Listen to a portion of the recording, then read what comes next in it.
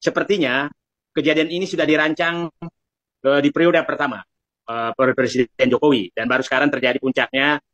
Cina sudah menguasai 90% nikel, dan bukan hanya nikel, boksit juga sudah dikuasai, kemudian emas, tembaga dikuasai, kemudian beberapa pabrik semen juga dikuasai. Jadi sebenarnya sudah sangat berkuasa terhadap sumber daya alam Cina di Indonesia. Nah, ya belum kereta api cepat dan lain-lain. Nah, saya teringat sekali ini tahun 2015 saya terbang dari Jakarta ke Makassar, ke Sulawesi Tenggara, karena saat itu saya ditugaskan oleh Menteri SDM Sudirman Said untuk meninjau pabrik pabrik pengolahan nikel, masih rencananya di Sulawesi Tenggara, yang dikenal sekarang di Morowali. Saya datang ke sana sebagai utusan ini, dan pada saat saya naik pesawat terbang, saya ketemu bahwa hampir 90% barangkali isi pesawat terbang ke masyarakat itu adalah Cina. Cina dari China yang tidak mengerti bahasa Inggris, bahkan pakai sepatu pun nggak bisa.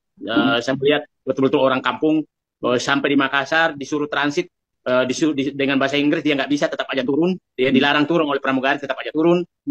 Dan di situ saya terenyuh, lah kok negaraku kayak seperti ini. Nah, pada saat itu saya langsung mengupload bahwa ini terjadi pemasukan tenaga kerja ilegal. Pada saya Twitter ya waktu itu ya? Ya, saya masih menjabat loh, masih staf khusus Menteri SDM.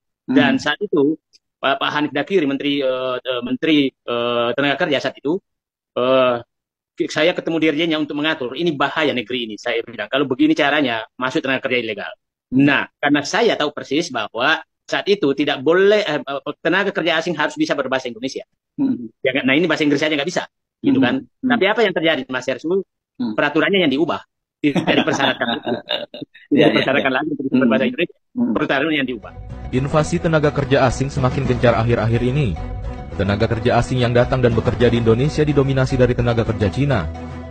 Ditambah lagi dengan pemerintahan Jokowi saat ini mempermudah masuknya tenaga kerja asing terutama Cina. Dengan dalih semakin membuka peluang investasi bagi pemodal, hal ini tentunya sangat menyedihkan, terlebih banyak tenaga kerja lokal yang masih banyak menganggur. Ya, ini kan sebuah hal yang sangat menyedihkan ya. Pengangguran tinggi, ya tetapi tenaga kerja asing masuk kan. Berarti kan merugikan rakyat itu. Setelah sempat mendapat penolakan, akhirnya 500 tenaga kerja asing asal Tiongkok diizinkan masuk ke wilayah Sulawesi Tenggara di tengah masa transisi normal baru yang diterapkan oleh pemerintah pusat. Mereka akan bekerja di 2 perusahaan smelter nikel, yakni PT Virtu Dragon Nickel Industri dan PT Obsidian Stainless Steel yang berlokasi di Desa Morosi, Kabupaten Konawe.